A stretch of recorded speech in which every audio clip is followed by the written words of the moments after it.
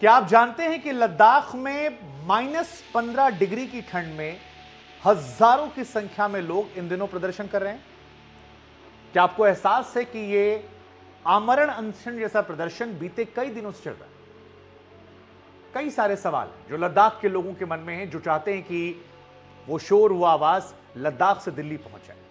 हालांकि हैरानी की बात यह है कि लद्दाख के इस प्रदर्शन की तपिश दिल्ली में महसूस नहीं की जा रही है। दिल्ली की मेन स्ट्रीम मीडिया में यह जगह नहीं बना पा रही है। खैर, क्या आपने फिल्म थ्री इडियट देखी है? अगर आपने फिल्म थ्री इडियट देखी होगी तो उसमें आमिर खान ने जिस किरदार को निभाया था, उस शख्स का नाम सोनम वांगचुक था। रियल लाइफ वो सोनम वांगचुक जिन्हें हम एजुकेशनिस्ट, सोशल वर्कर और एक्टिविस्ट के तौर पर जानते हैं। इस प्रदर्शन की अगुवाई वही कर रहे हैं और 21 दिनों का उनका यह आमरण अनशन है, जिसमें -15 डिग्री में वो हड्डियां गला रहे हैं। फरवरी के महीने में दरअसल जब अपनी मांगों को लेकर लद्दाख के लोगों ने सड़कों पर उतरना शुरू किया, तब तकरीबन 25-30 हजार लोग ऐसे थे जो सड़कों पर उतर आए।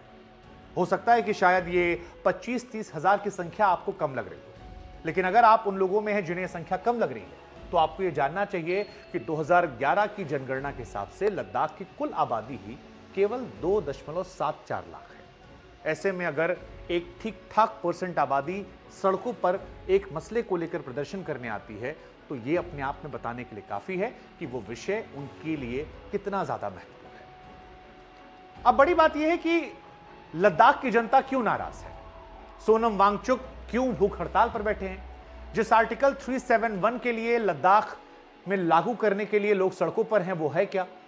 4 साल पहले कश्मीर से जिस आर्टिकल 370 को हटाया गया था, उससे कितना अलग है आर्टिकल 371?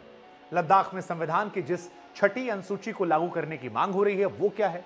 आर्टिकल 371 के बजाय लद्दाख के लोग संविधान की छठी अनुसूची क्यों चाहते हैं? और दोनों कानूनों में अंतर क्या है? सवाल यह भी कि आर्टिकल 371 या संविधान की छठी अनुसूची अगर लद्दाख में लागू होती है, तो लद्दाख में क्या बदलाव हो जाएगा? और सबसे बड़ा सवाल कि क्या लोकसभा चुनावों से पहले केंद्र सरकार ऐसा फैसला ले सकती है? अगर हां, तो फिर क्यों? तो सबसे पहले हम शुरुआत करते हैं कि आर्टिकल 37 क्या है, जिसको लेकर यह पूरा विवाद मचा है। दरअसल भारत के संविधान में कुल 22 भाग हैं और 21वें भाग में आर्टिकल 371 आया है। इसी आर्टिकल 371 से जुड़े प्रावधानों के जरिए महाराष्ट्र, आंध्र प्रदेश, गुजरात, तेलंगाना, सिक्किम, मिजोरम, अरुणाचल प्रदेश, असम, नागालैंड, गोवा, मणिपुर और कर्नाटक जैसे राज्यों को स्पेशल स्टेटस का दर्जा दिया गया है। इसमें 12 राज्यों को बाकी राज्यों से कुछ अलग या कहें कि कुछ विशेष अधिकार जो हैं वो दिए गए हैं।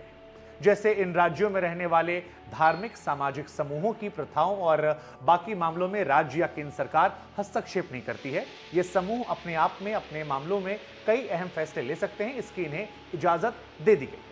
शुरुआत में ये कानून जो था, ये सिर्फ महाराष्ट्र और गुजरात के कुछ क्षेत्रों में लागू होता था, लेकिन नए राज्यों के बनने के साथ ही आर्टिकल 37A से लेकर 37J तक के कई प्रावधान जोड़ दिए गए।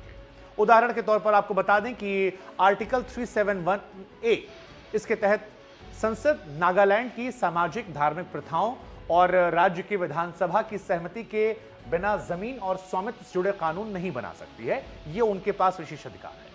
इसी तरह आर्टिकल 371G की बात करेंगे तो मिजोरम के लिए भी विशेष प्रावधान दिया गया है। आर्टिकल 371B और 371C असम और मणिपुर की विधानसभाओं में विशेष समितियों के बनाने की इजाजत देता है और इन समितियों में आदिवासी क्षेत्रों और पहाड़ी क्षेत्रों से चुने गए विधायक शामिल होते हैं। इसी तरह नागालैंड, मणिपुर, सिक्किम, मिजोरम, अरुणाचल, गोवा के राज्य बनने के बाद कई प्रावधान लागू किए गए।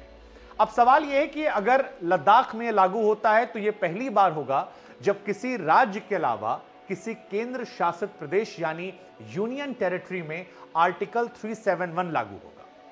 आपके मन में यह भी सवाल होगा कि कश्मीर से जिस आर्टिकल 370 को हटाया गया था, उससे कितना अलग ये 371 है।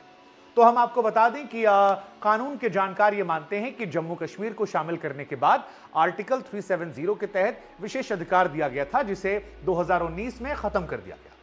2023 दिसंबर में सुप्रीम कोर्ट ने आर्टिकल 370 को निरस्त करते हुए मुहर लगाई थी और यह प्रावधान संविधान के अस्थायी और संक्रमणकालीन अध्याय 21 का हिस्सा था। इसी तरह आर्टिकल 371 जो है वो भी संविधान के 21वें अध्याय का हिस्सा है जिसमें अस्थायी प्रावधान किए गए हैं।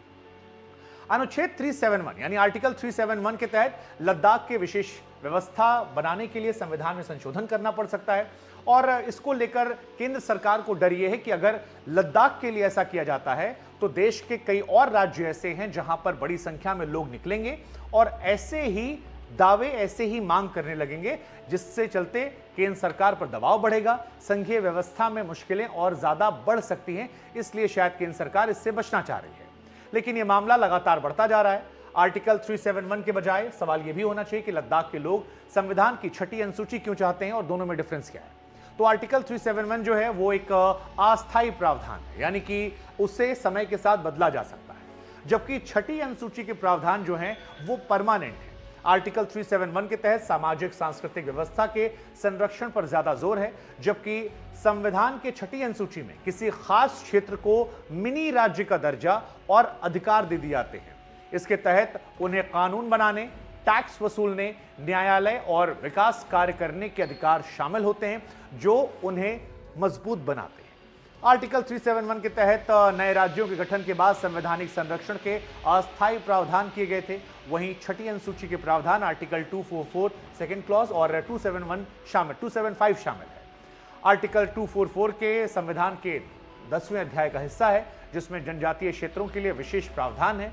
आर्टिकल 275 के जरिए जनजातीय क्षेत्रों में विशेष ग्रांट के प्रावधान किए गए हैं और इसी वजह से आर्टिकल 371 की बजाय ये लोग छठी अनुसूची लागू कर जाते हैं, ताकि लद्दाख में जो लोग रह रहे हैं उन्हें ज्यादा ताकत मिल सके, ज्यादा बेहतर व्यवस्थाएं उनके लिए हो सके।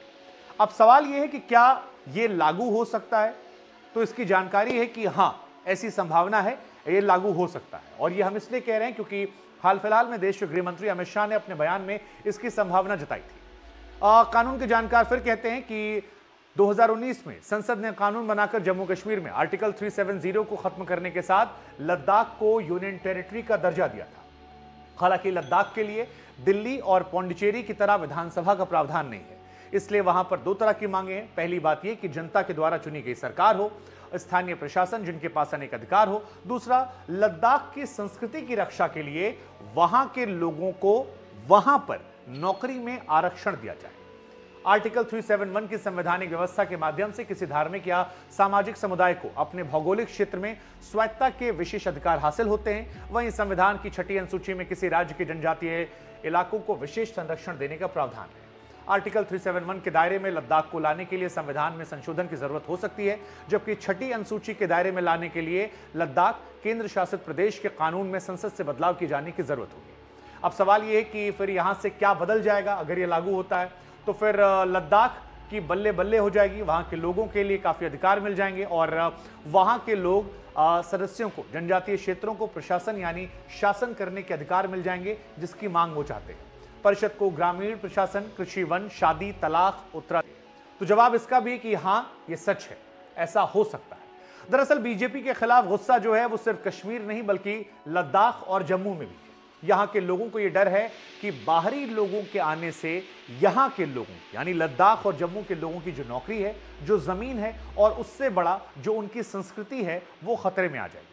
अगर लोकसभा चुनावों से पहले ऐसा कोई कानून बीजेपी लाती है ना पड़ेगा, बल्कि विधानसभा क्षेत्रों के परिसीमन की भी जरूरत होगी। खैर, ये तो सारी टेक्निकल बातें थी, लेकिन दूसरी बात यह है कि लद्दाख में लगातार प्रदर्शन चल रहा है। 21 दिनों का प्रदर्शन अभी भी जारी है। -15 डिग्री में वहां के लोग अपनी हड्डियां गला रहे हैं। ऐसे में एक आम नागरिक की तरह हमारी भी सरकार से अपील ये है कि जो भी हो, यथासंभव जितनी जल्द हो सके यहां के लोगों से बातचीत की जाए और कानूनन जो भी फैसला हो सकता है, जो कॉमन मिनिमम प्रोग्राम बन सकता है, जिससे यह आंदोलन खत्म हो, जिससे लोग हड्डियां ना गलाएं और जिससे किसी की जान पर ना बनाए, उसके लिए उचित कदम उठाए जाए।